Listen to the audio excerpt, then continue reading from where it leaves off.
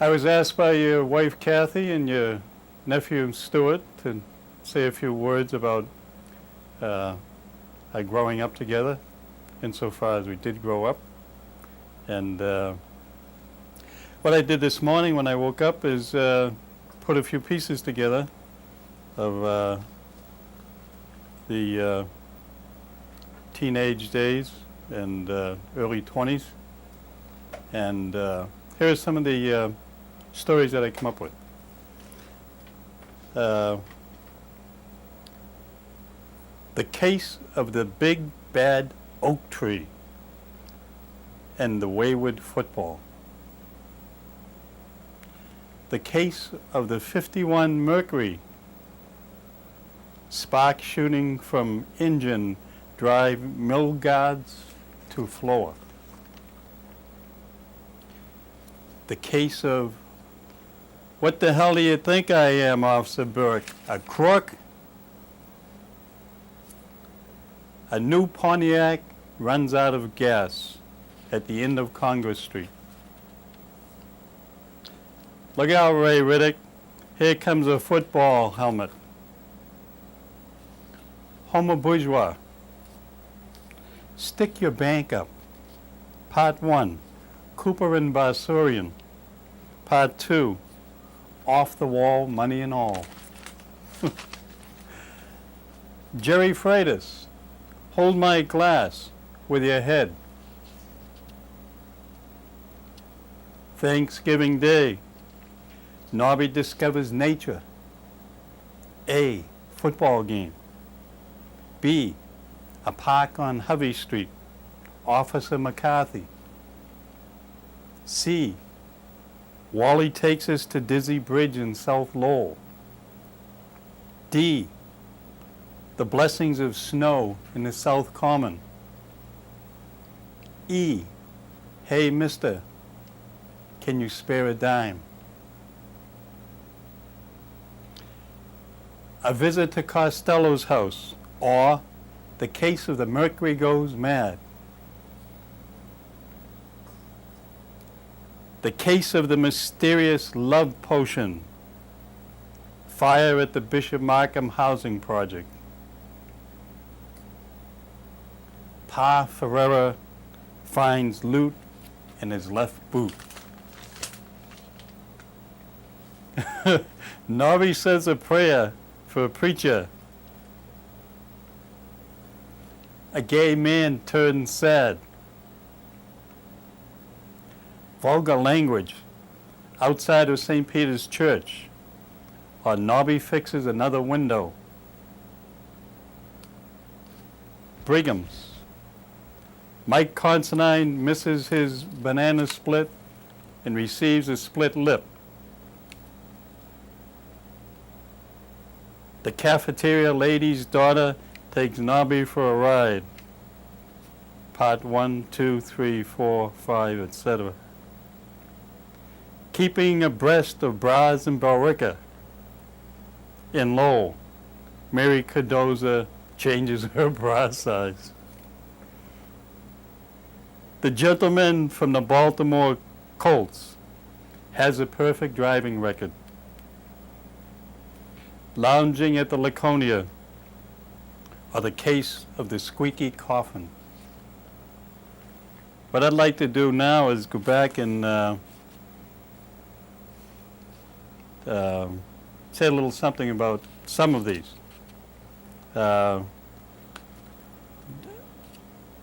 As I know, Nobby's been very intense and concentrated and determined ever since I have known him. And the case of the big oak tree and the wayward football is sort of an example of his determination and his ability to concentrate. Not always on the right thing, but sometimes on the right thing. Up at the South Common, Eddie Fonts and gang of guys and got together. We were probably 16 or 17, and Nobby decided that this was going to be the game of his life, at least for the Sandlot League, and went out for a long pass and he focused on that football, and he concentrated on the football to the exclusion of everything else. And then all of a sudden, out of nowhere, this huge, gigantic oak tree and Nobby met.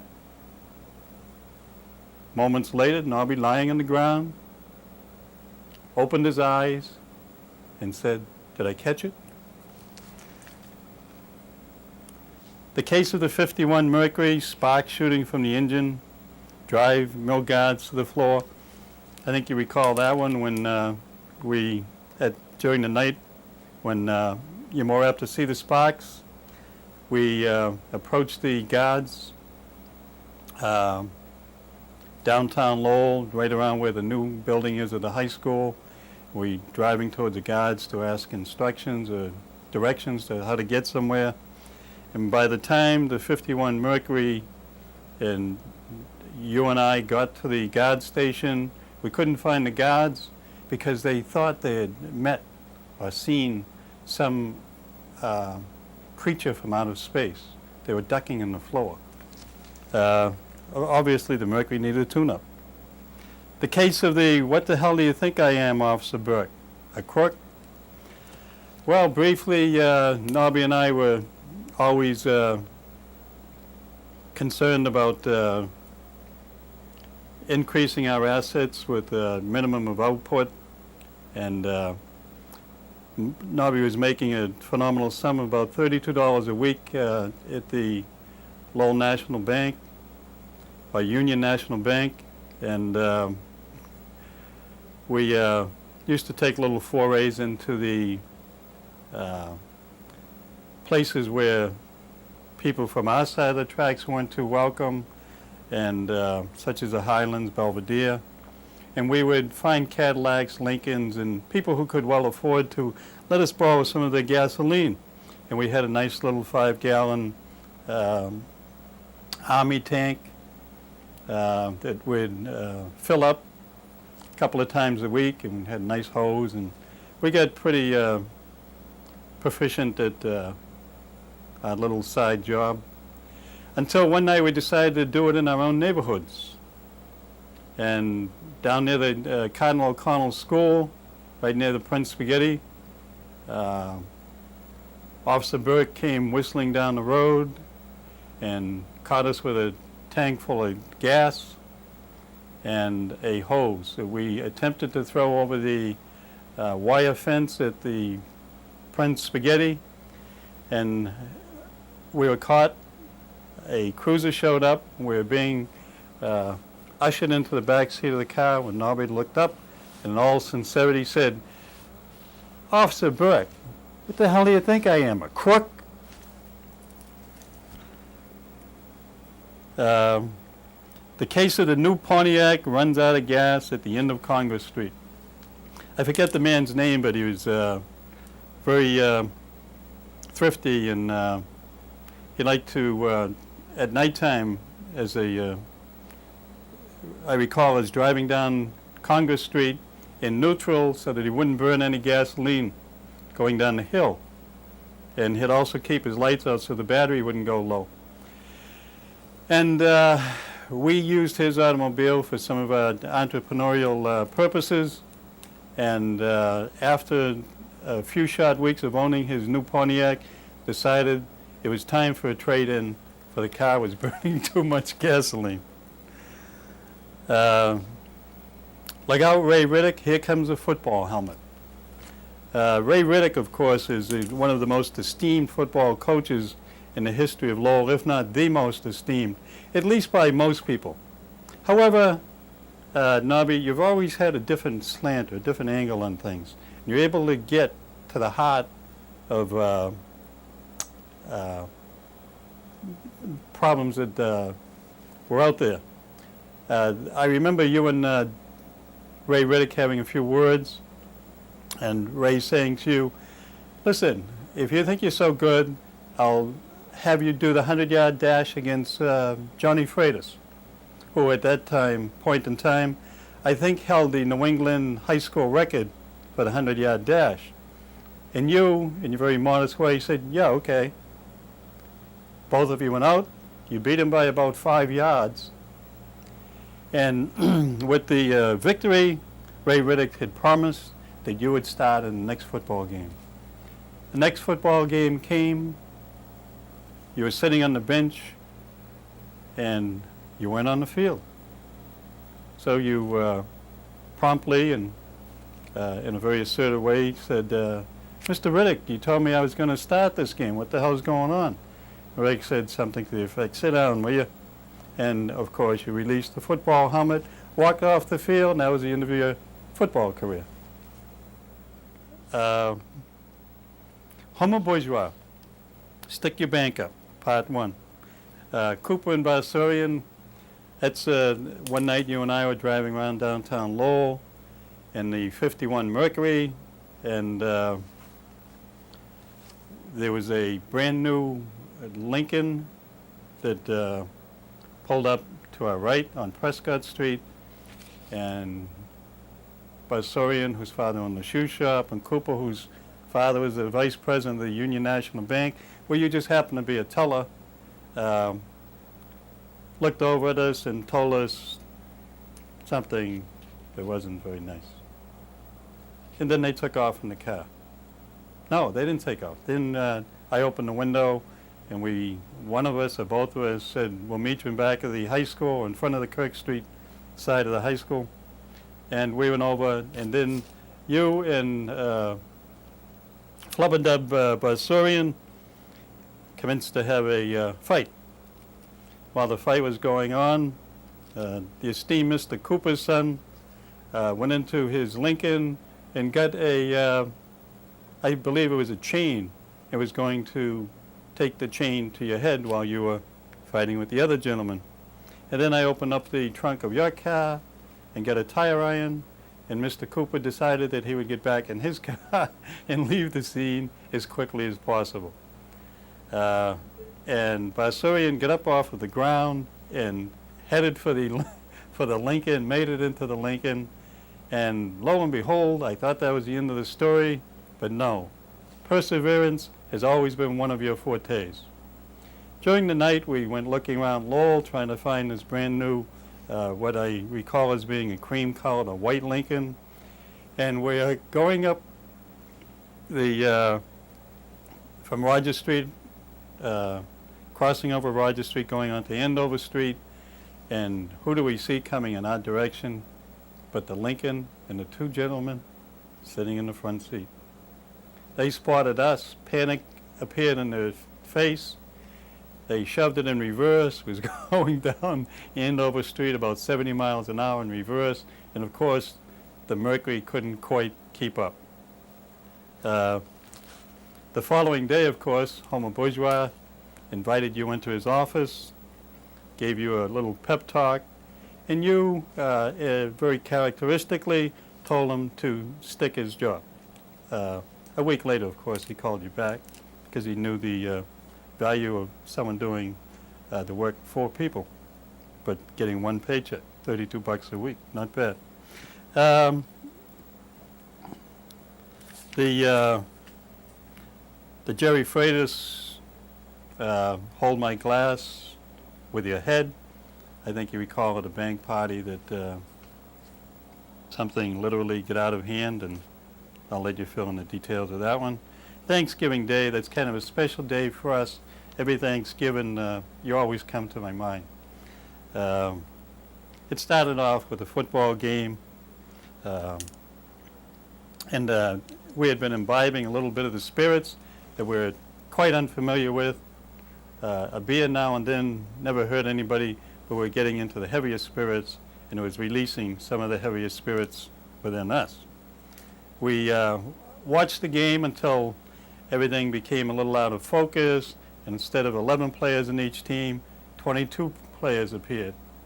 I recall briefly that on the way out I had a fight, and then the remaining part of the way that I was on your shoulder and we're trudging up a hill toward the 51 Mercury.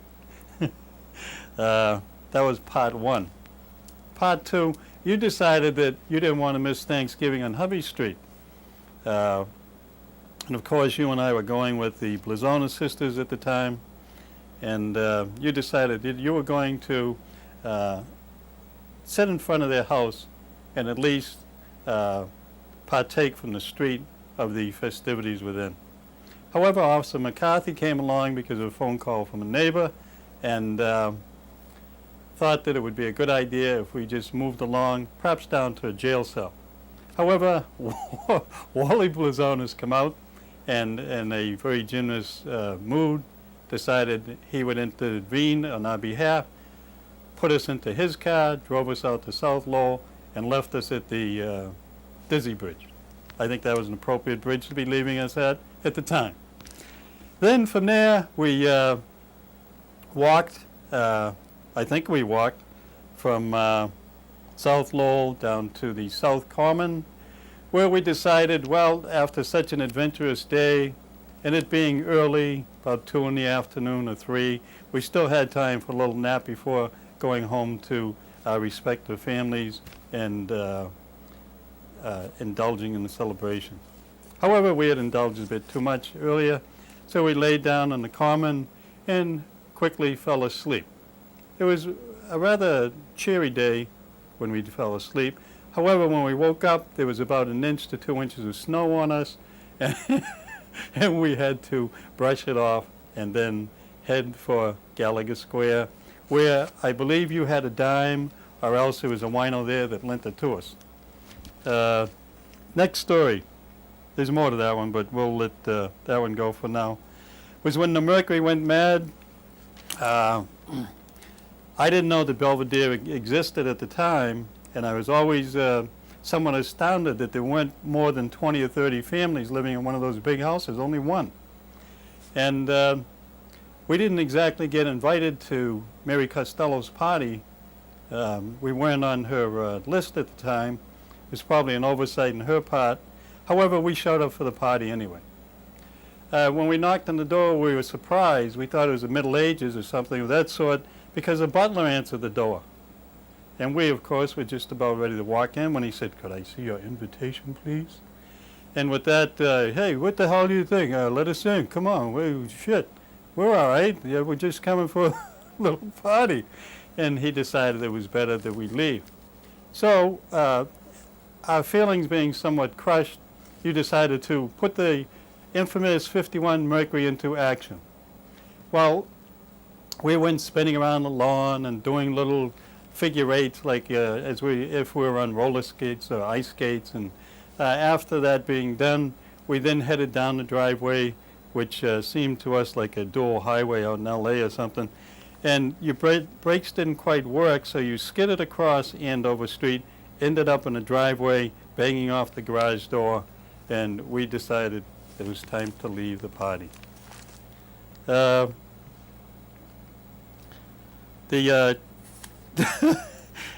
case of the mysterious love potion or fire at the Bishop Markham housing. This is one of my favorites. I don't know if you recall this one. I'm sure you do. But to refresh your memory, we're in the throes of middle of adolescent passion for half of the human species. And someone had told you at the bank that if you took tea and put it in the pot and boiled it for 24 hours, then it would act as an aphrodisiac. And only the aroma was needed to excite the passions of the opposite sex. So you and I decided to experiment. This is serious now. We went. I was a maintenance man at Bishop Markham Housing. I had a master key, and this is the first time I'm disclosing this to the public. And we went up to about the 4th or 5th story of one of the buildings. Took the key, opened the door, went inside, had a pot that held about 3 or 4 or 5 gallons of water, a huge thing. Little bag of tea, and dumped the tea into the water, put it on, boiled it, then put it on simmer, and we said we'd come back the following night to get the love potion. This was the cure for all of our problems. Well, when I was working the following day and walking around with Ray Quirk, you remember Big Ray, the father of 12 children. He didn't need that aphrodisiac. However, we did at the time, at least we thought we did. And we're walking around the grounds at the Bishop Markham housing, and all of a sudden we see smoke coming out of the window of one of the apartments. And the firemen were promptly on the scene, went upstairs, opened the door, and there is the tea, water gone, and smoke pouring out of the pot. Of course, I didn't say that we were there, and but it worked out in the long run. Okay. Another story, I forget who, I think your mother told me this one, about Pa Ferreira finds loot in the left boot, and that's when your mother had her, one of her little secrets is that she saved on the side, and of course your father didn't know about it, and there was a pair of old work boots that were in the back of the closet, and what she used to do is fill it up with quarters or half dollars or dimes or nickels or pennies, and occasionally $1 if she was real fortunate. And that went on for a period of time, so that the boot gained in weight and stature as well, and filled out nicely. And your father one day was going through the closet looking for something, and came across the boot and went to move it, and it didn't move very easily. And I remember both your mother and father were there. And I remember your mother telling me the story, but your father joining in towards the end and saying something in Portuguese that I didn't understand. But he looked very serious, like, what is she doing? I mean, we need the money, and she's hiding it away in shoes. And your mother was on the other side laughing. And I thought that was quite a story. Another one that involved your father and and a preacher. And that was a time that your father, being a man of hospitality and generosity, as I know him, got a knock on the door one day. And he answered the door, and the man said something to him in English. And your father wasn't quite sure what he was saying, but the man was dressed up in a suit, and he appeared to be, someone that you'd invite into the house. And so your father made him welcome, brought him into the house, went into the living room, sat down, had the man sit down, asked him if he wanted some Portuguese soup. And the man said yes, so he gave him some soup, and he was there for maybe half an hour, 45 minutes, an hour, I don't know how long. And the man is telling him the stories of the Old Testament and the New Testament, and he's in the process, of course, of converting your father. But your father just thought he was being a friendly, hospitable guy, and so you arrived home from high school anyway. Ran up the back stairs looking for a little something to eat, getting ready to go out play ball. Yelled into the other room, Portuguese, "Hey, Pa, who the hell's in there?" And your father replied in Portuguese, "I don't know, but he seems like a real nice guy." So you went in and asked the man, "Who are you? What are you doing here?" And it turns out he was a Jehovah's Witness. He was converting your father and attempting to sell him some Bibles. Well, he ended up tumbling down the back stairs, of course, and that was the end of the religious conversion.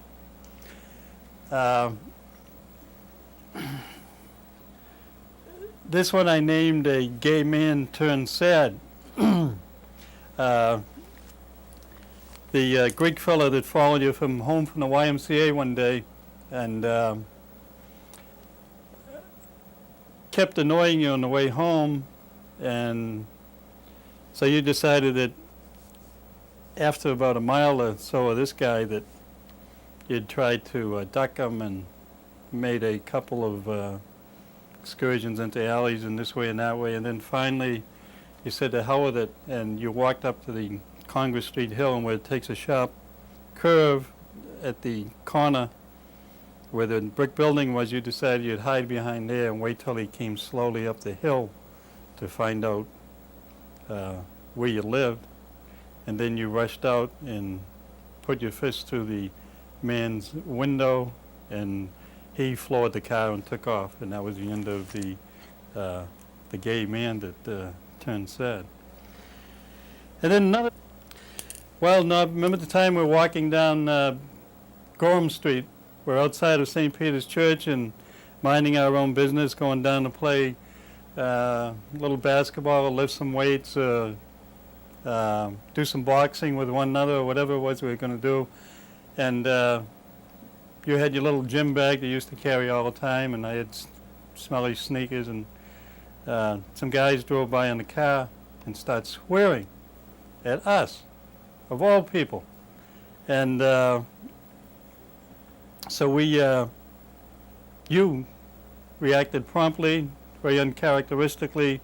You doubled up what they had said to you and ended up running towards the car, and they took off down the road. So you and I got a little bit worked up over that, and we continued down to the old South End. I think the Bishop Markham housing hadn't been built yet. It was being built. But anyway, we get down to near where Brigham's used to be, on the corner of Appleton Street and Gorham, and the car came around, pulled up next to us, not realizing that we were still there. And you went over to the car, and once again you very politely asked him to put the fucking window down, and the guy went to take off. You put your fist through the window, grabbed him by the throat, and somewhat startled the gentleman driving. So that was another window repair job. And then, of course, there was the time when you were working at Brigham's downtown Lowell after high school, and the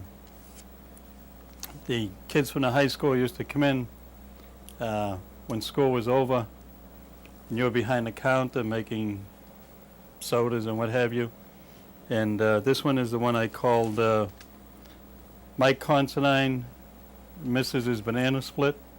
And he come in and thought that because he had nothing else to do, he'd use you as his foil so that he could draw the laughter out of the people in the place, using you as the object of his ridicule. However, no sooner did he open his mouth than you decided you had had enough, and promptly jumped up on top of the ice cream counter, then on top of the counter proper, and then landed on top of Mr. Michael Considine and proceeded to pummel him on the head. Another example of your subdued personality. And this next one I don't think I'll talk about. I'll just once again repeat what the title is: The Cafeteria Lady's Daughter Takes Nobby for a Ride. I think that says it all anyway. Then, of course, it was the case, it was in the fall, I believe, Bobby Tibby and you and I were in his 53 or 52 Plymouth riding into Billerica, and you had just that morning had a little run-in with your wife-to-be,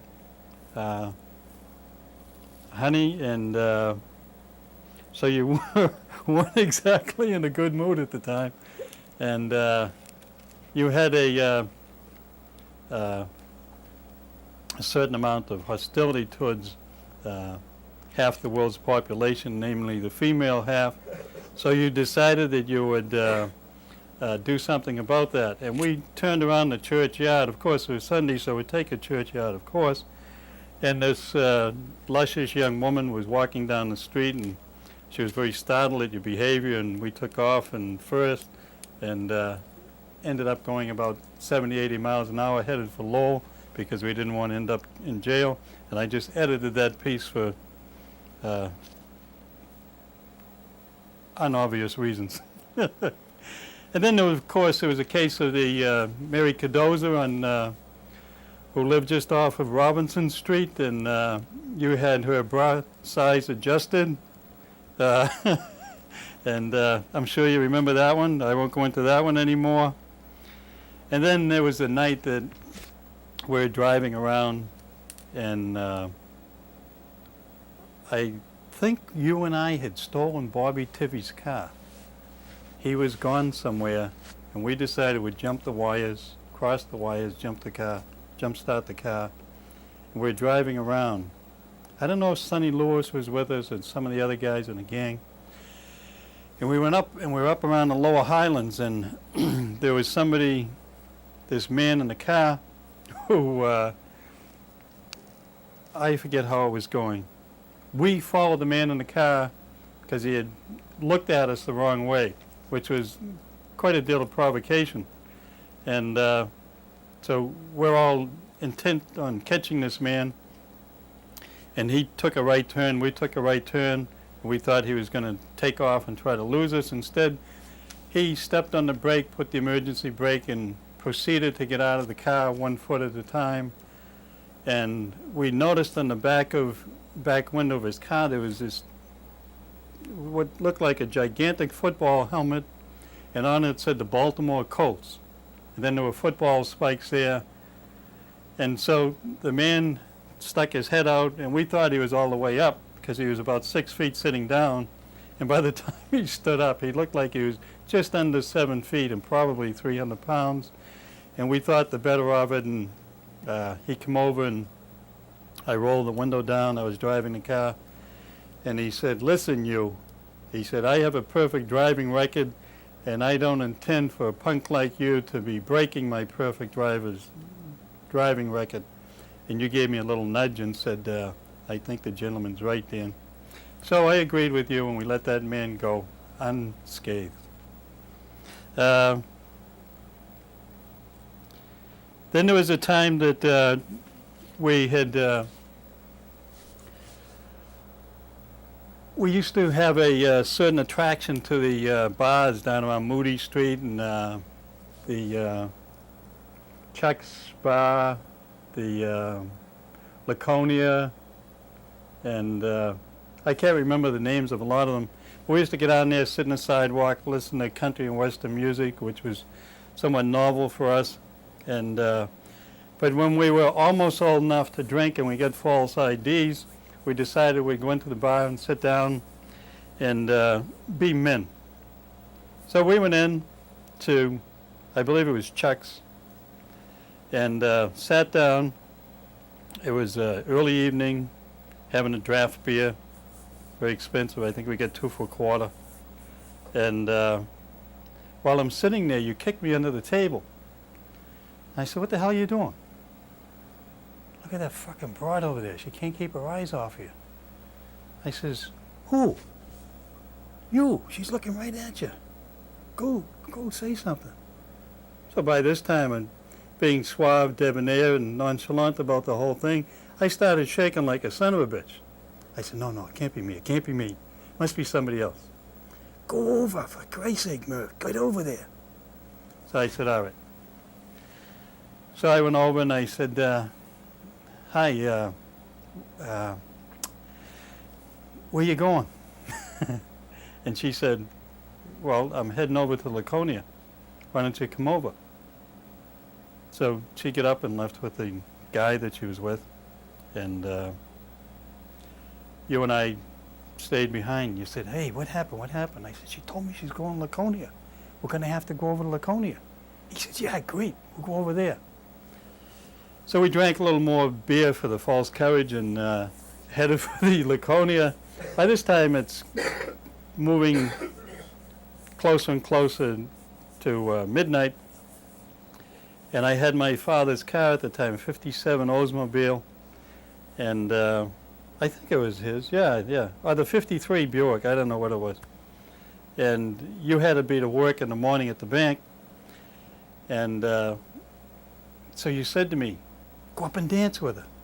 I said, for Christ's sake, look at the guy she's with. He looks like Rocky Marciano. Fuck him, we'll take care of him. I said, all right, all right. So I went up and very courageously said, do you want to dance with me? And she said, yeah.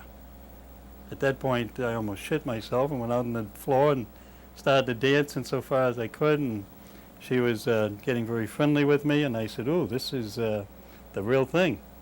So you were back there getting all heated up and you were breaking out in perspiration and saying, Jesus Christ, that fucking Murphy's really a lover. So I went back to you and I said, hey, she wants a ride home. Should I give her a ride home? Yeah, give her a ride home for Christ's sake. Just drop me off first. I said, all right. So we get outside the place afterwards, waiting outside, and she come out. And I said, you ready? The car's over here. And she said, oh, yes. And so Rocky, her boyfriend, come over and said, screw kid. Then you come over and said, screw Rocky. And then you and I stood and Rocky decided to leave. And but I still wasn't feeling quite comfortable with this, not because of, I was very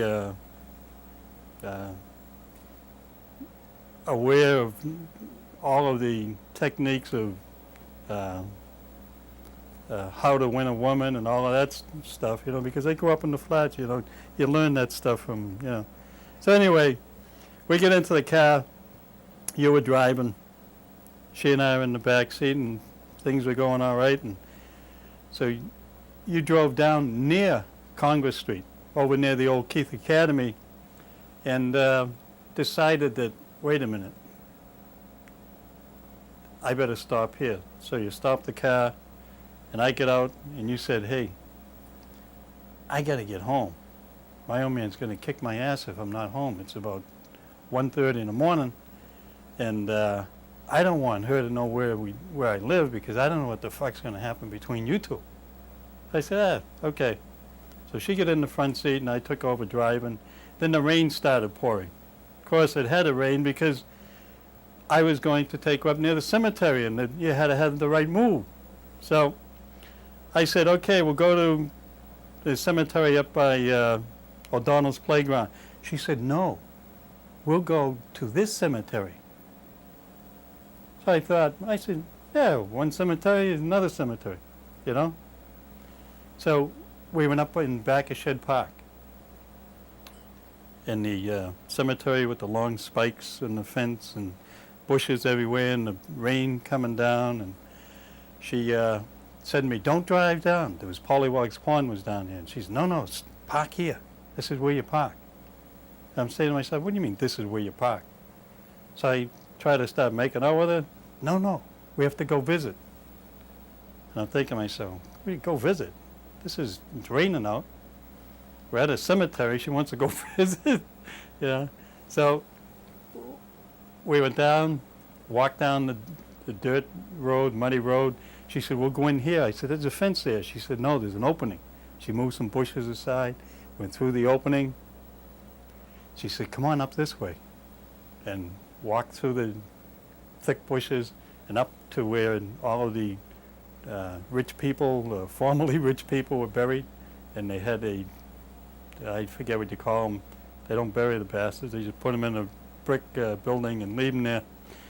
And so we're standing up and starting to make out. And she says, wait, before we go any further, we're going to visit some gravestones. I said, what the hell? It's Stephen King 1, right? So before we even got to the gravestones, she told me the names that were on them, the dates, who was buried there. I started to get a little nervous. She started to seem a little flaky to me, even to me. And so I decided, no, let's go back to the doorway of the inner sanctum or whatever the hell you call it. And so we get back there and we start kissing. And all of a sudden, I hear squeak, squeak coming out of the inside of this tomb. And I'm saying, what the hell's that? She said, oh, that's nothing. I'm saying, what do you mean it's nothing? For Christ's sake, it's raining out. It's about 3 in the morning. I'm soaked. You're telling me it's nothing? And she said, I'm telling you it's nothing. I says, fuck you. And I grabbed her by the hand, She said, I'm not leaving. I dragged her down the hill. She was sliding along. Dragged her all the way up the street, got her in the car, drove her home. She lived up near Fort Hill, and went home and went to bed. Didn't get caught. Following day, I told you I'd get down to the bank and tell you about my escapades, my amours with this woman from Chuck's in Laconia. I went inside. You were there behind. You would tell her. And I told you the story, and next thing I know is that you're on the floor doubled up in laughter. I don't know where to go with the stories from here, but I told your nephew a brief one about brotherly love earlier, about when you and David was not enthralled with some of the things you were doing. You were the oldest in the family, and so there was a certain amount of contention between the two of you and friction. And you and I were going, you were teaching me to pitch or something. I'm not sure what it was, but we're going to play baseball. And I didn't know much about baseball. So you decided, well, I'll go home, get the bat, the ball, and the glove, and then we'll go out and see what happens. So I said, fine. Get home, you get the glove, you get the ball, and you get the bat, but David had saw the bat in half. Of course, we didn't go play baseball. You went looking for David, and fortunately you didn't find him. Okay, what I want to do is just, I jotted down a few things that I think of when I think of you, Nobby. This morning I woke up, and these little episodes that I've been talking about, I know there's at least triple what I'm talking about already, and any one of these I could have worked into a half-hour piece. However, the camera's going. And the words that came to my mind and my heart when I thought of you this morning was, here they are. It's guts, gusto, courage and brains, drive, common sense, determination, compassion, talent and tenderness, caring, respect, responsibility, knowledge, empathy, and probably the most important to me in terms of our relationship is an intuitive grasp of what it means to be a friend. And Nobby, I'm your friend. Thank you.